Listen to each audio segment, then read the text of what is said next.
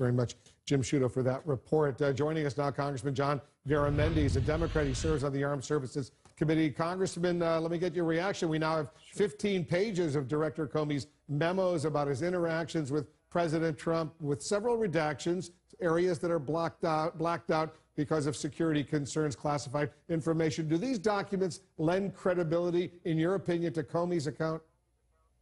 Absolutely. They're consistent from what he's written, what he said in the committee hearings, and what he said on every television show in which he's been interviewed.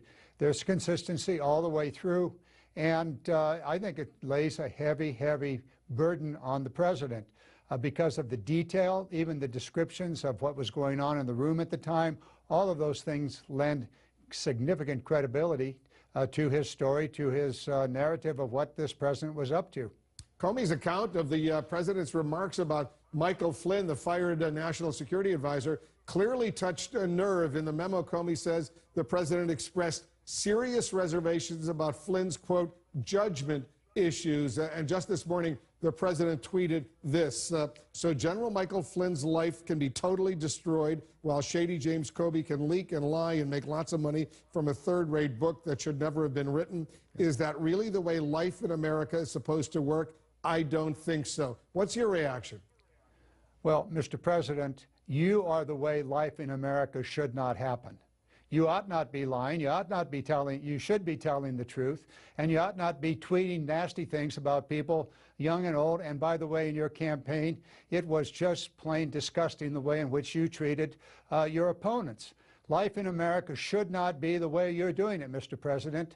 You have a very, very important position in this nation. You're supposed to establish a high standard of deportment, and you're not. Some think the president could be signaling his willingness to pardon Michael Flynn, who's already pled guilty to the charges against him. If the president were, for example, to offer a pardon, could that be considered more evidence, from your perspective, Congressman, of obstruction of justice?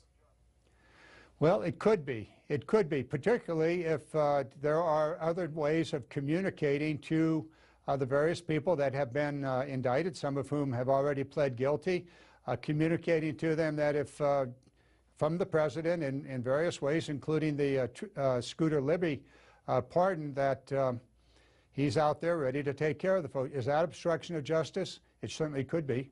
According to these memos, and we've gone through them, I'm sure you have as well, the president was also fixated on what Comey calls the golden showers thing, the most salacious part of that Steele dossier regarding allegations of Donald Trump and Russian prostitutes in Moscow back in 2013. Comey says the president claims Vladimir Putin had told him, and I'm quoting now from the memo, "We have some of the most beautiful hookers in the world," that alleged quote from Putin. But it's unclear when Putin and Trump had that conversation, because there was no mention of hookers in that first official phone call between these two men after the inauguration.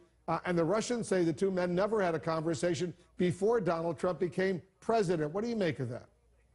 Well, what I make of it is I don't think there's ever been a readout, that is a description in a narrative of what actually happened and what was said between these two men. And that's most unusual. So we really don't know. I guess we'll have to depend upon Mr. Trump and Mr. Putin, both of whom have a very strong tendency to not tell the truth.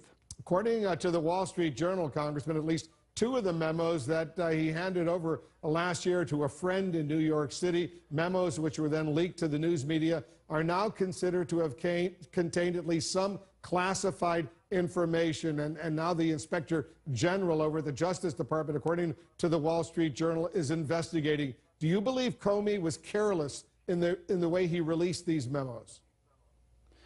Well, I have no idea about that one memo. I think it went to a professor, was it at Princeton or one of the universities? And apparently at that time, that memo was not classified. So I don't know the rest of them. I don't believe he did release them. Certainly what we have now is that the Republicans on the Intelligence Committee, on the Judiciary Committee, and on the Oversight Committee in the House of Representatives did release them. And so you might ask the Republicans that question: did they release classified information? They certainly have come very close to it in the past. Congressman, I need you to stand by for a few moments. Sure. I want to talk to you, but listen to this. This is CNN Breaking News. There's breaking news coming in from North Korea right now about the country's nuclear we can expect program. that the president will be glad to hear this news, Wolf. I want to bring it back. Congressman John Garamendi, he's a Democrat. He's a member of the House Armed Services Committee. You've been very patient, Congressman. What's your reaction to this potentially very significant news? It could be potentially at least a breakthrough. Well, it certainly is, and it follows on several other things that have also happened. First of all, the facts on the ground are that for the last 70 years, there's been two countries, or 60-some years, two countries on the Korean Peninsula, recognized most recently by a very courageous president, new president in South Korea, who has basically said there are really two countries. We need to recognize that and move away from what both countries had previously held as an primary and unchangeable fact, and that is reunification. We now seem to be moving away from that. President Moon, very courageously, in a very difficult political environment, has taken that step. The work that has gone on from the United States is also important. We do need to keep in mind that the United States has consistently said that they wanted a freeze on the nuclear weapon development as well as on the missile development. That's now been in place. I think we have an opportunity here if we can find a way to guarantee the security of both North and South Korea. We can find a eventual, and probably over the next several months and years, a reduction of all of this tension and a reduction of the military standoff that's existed now since 1953.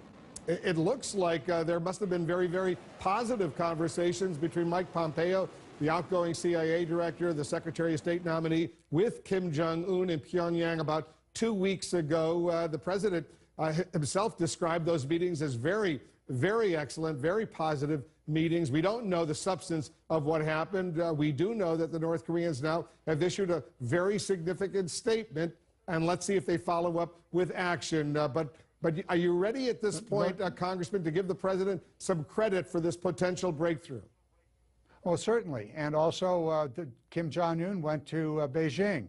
What came of that meeting? I suspect some very good things will come out of that. So all of these things are coming together, and that's good for everybody involved, and certainly for the men and women in the United States military that are in harm's way in South Korea, and certainly for the Koreans themselves, both North and South.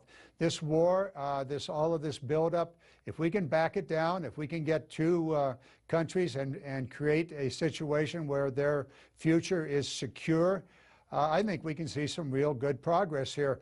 Certainly all of the words and back and forth between these two presidents, Kim Jong-un and Mr. Trump, heated up. Perhaps they both came to their senses and said, maybe it's time for negotiations. If that's the case, it's good for everybody. Yeah, if you take a look at some of the developments over these past few months, the suspension of the North Korean nuclear testing, the ballistic missile testing, the last time they did it was back in November. And since then, of course, there were the Winter Olympic Games in South Korea. Kim Jong-un sent his sister there, very positive, at least rhetoric that emerged from that. Then Kim Jong-un took that train ride from Pyongyang to Beijing, met with the Chinese leadership, as you correctly point out. Then Mike Pompeo heads over to Pyongyang for the secret talks that took place. I think he's only the second American ever to meet with Kim Jong-un. Dennis Rodman, the NBA star, the first several years ago. And now this sets the stage for the summit with the South Korean president, President Moon, next week,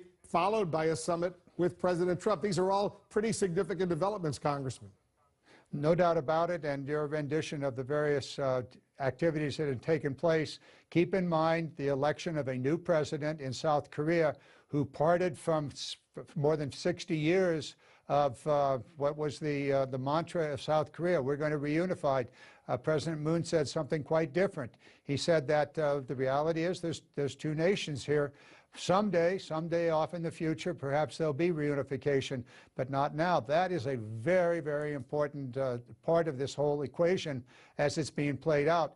Good for everybody. Good for all of the participants in it. Pompeo, the president's bluster, perhaps, as well as Kim Jong-un's bluster. They decided well, maybe that's not going to get us anywhere. Maybe it's time to sit down and recognize it. One fact to keep in mind is that at this moment, North Korea still has its ballistic missiles, intercontinental missiles, and its bombs. So they're not giving those up yet. Certainly we'd want to see that these negotiations would result in all of that disappearing, not being there, and of course the verifications that it actually happened. And I know you were not that long ago, a few months ago, you were in South Korea, went up to the demilitarized zone as well. Congressman Garamendi, thanks so much for joining us. Thank you. Jim Sciutto, you know, some of us